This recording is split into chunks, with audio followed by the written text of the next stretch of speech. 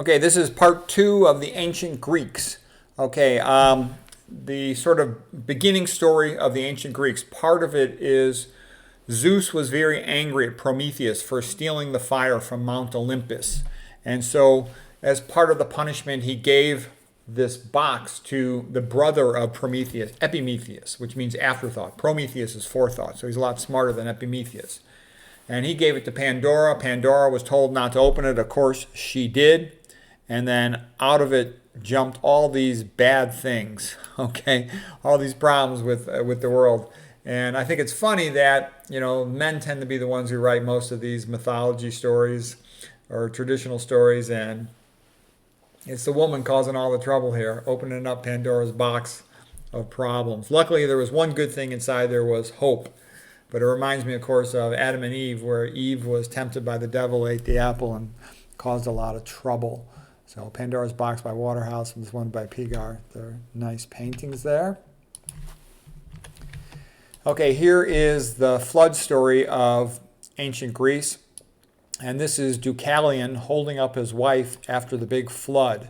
So this is Deucalion, that's his wife. And the reason I mention it is it's very much like the Bible with the big flood. And, Noah survived building his ark. And so there was major flood event stories in multiple areas of the ancient world, which makes me think that it's true because they came up with these stories independently. It's in the Old Testament of the Bible, etc. This is by Paul Merward, a Polish artist. Deucalion holding up his wife. Now here's another painting. This one's called Sadoc in Search of the Waters of Forgetting by John Martin. But what I think it really shows is Prometheus climbing up Mount Olympus to steal the fire from Zeus. But it also can symbolize a person's own inner mental journey in pursuit of a goal, a quest. You have to climb up all these obstacles, and it's quite difficult, and it's a long way to go to achieve excellence in something. So I love this painting. Sadoc in Search of the Waters of Forgetting, the Waters of Oblivion, whatever you want to call it. But in reality, it's a man or a person pursuing their goals. Okay, so here's mighty Zeus, the king of it all on Mount Olympus with his thunderbolt, his eagle. And, in the healthcare world, that's kind of like big pharma, big food, big insurance. And then here was the mere mortal, Prometheus, who climbed all the way up Mount Olympus and stole fire to give it to mankind. Oh, one thing funny is the planet Jupiter, that's like the Roman Latin word for Zeus. There's circling moons. And when they wanted to build a satellite to study Jupiter, they called it Juno or Hera. That's the wife of Zeus. Because Zeus was always philandering, running around chasing women. And then his wife Hera would come along trying to catch him. So the satellite to search for him is Juno, Hera. Okay, here is Prometheus, by Zeus, chained to a rock, and then a big eagle, golden eagle here, would come every day to eat his liver. So that's a pretty nice painting there.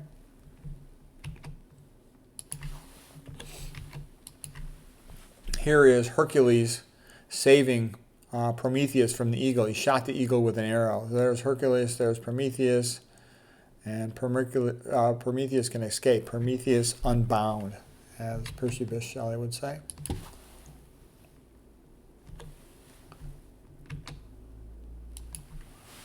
And here is the Oracle of Delphi. This one's by George Robertson, a British painter around 1900, making predictions about the future. And people will often refer to that today. Lots of things that we refer to, routinely are idioms coming from ancient Greece. It's a nice Greek building up there on the hill. And here, of course, is the magnificent painting of Sandro Botticelli, The Birth of Venus. And it's sort of interesting, too. Sandro Botticelli was a Renaissance artist in Italy in the 1400s. And when he would paint a woman, he would paint them beautiful. Versus most other artists didn't start making women that pretty until more recent paintings. So anyway, spectacular painting of her rising from the foam above the water in a shell, getting a gown to cover herself. Here's Primavera, spring. And those are the three graces right here, these women from the times of ancient Greece. And there's Mercury or Hermes Cupid's up there with his bow and arrow. Now here's a statue of the three graces. Okay, this one's by Antonio Canova, 1815. But I'm still making the point is if you look at anything in history, women are portrayed what they actually look like. Women have small shoulders, big butts, big hips. That's to deliver babies. They carry omega-3 fats on their butt and their hips because it's an energetically efficient spot. They might need those omega-3s, both for babies' brain development, eye development, but also during the rapid phase of birth and brain development. But that's an energetically efficient way. They store it there, and they store a little extra fat because the baby might need that for energy. That's how women are built. They got the physical strength typically of a boy in 6th or 7th grade. Whereas if you look at the modern internet, they show all these female that are taking testosterone hormones, lifting weights. That's not reality. Look at the women around you in real life. They look like this, okay? It would be energetically too expensive for them to have big muscular shoulders like a man because our ancestors worried about starving to death, okay? But femininity was built into the Greek view of the world, okay? And women in general weren't that educated. They stayed home and had babies. There was no birth control in those days. When women didn't have birth control, they typically have like 10 children. And now here's one painting of Theseus, an old ancient Greek hero, fighting with one of the centaurs. And the reason I show you is I show you the contrast between the femininity, the graces with their little tiny shoulders versus the masculinity, the macho attitude of the Greeks. They were very macho and masculine. It was the expected duty of a man to be trained and ready to fight to defend his city, okay, Athens or Sparta or Syracuse or whatever. Muy macho. And, here's just another beautiful statue of one of the Greek stories, Psyche revived by Cupid's kiss. And the Greeks have tons of the stuff. They had the poets, the philosophers. They've got all these stories, all their legends. And they're really beautiful and elegant. They're very literate, smart people. Schopenhauer, the great German philosopher, said that the people of Athens were so much smarter than the people of Germany. He didn't know how to explain it. He said it was just extraordinary. And again, people who study history will say this is the most interesting time ever in the history of the world, from about 450 BC to 350 BC. So here's a scene from Oedipus at Colonus, one of the great Greek plays. He's in the great Greek myths. He's with his daughter Antigone. And Theseus, by the way, was nice to him. This was after he'd been blind, after having done all the things that he did. Eventually there was a civil war in Thebes between Eteocles and Polynices, the brothers of Antigone. And the new king over there, Creon, wanted one of the brothers who had rebelled against him to be left outside, eaten by the dogs and the birds with no burial. But his sister Antigone insisted on it. Creon had her imprisoned, sentenced to death.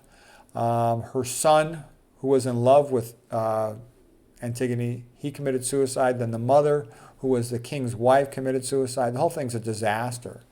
And so it's sort of a lesson, for the king, don't overdo things, okay? What Antigone said when she justified burying her brothers, she said, there are laws of heaven that are not of today or tomorrow, but for all time.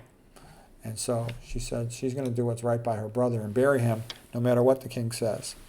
So a very famous painting and story in ancient Greek history, Antigone.